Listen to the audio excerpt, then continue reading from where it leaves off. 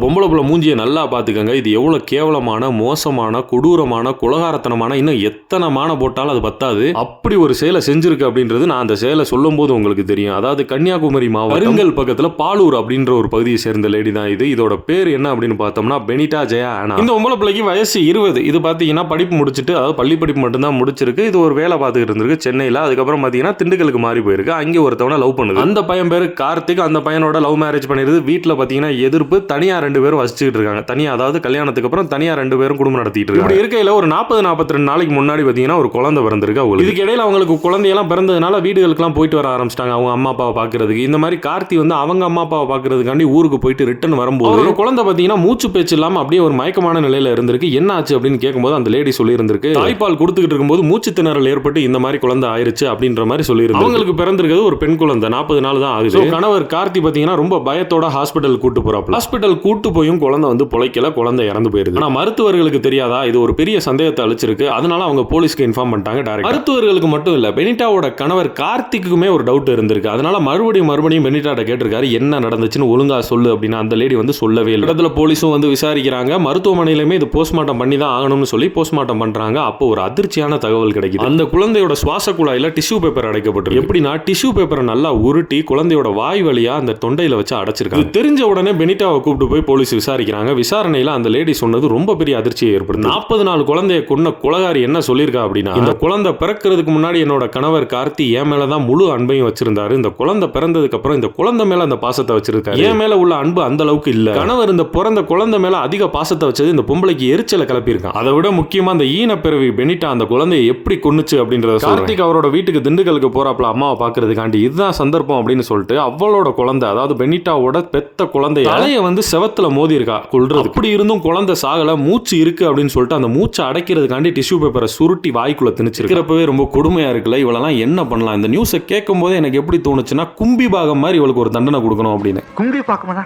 இது எல்லாரும் கேள்விப்பட்ட தண்டனை தான். என்ன கப்பையில போட்டு மாட்டுறது.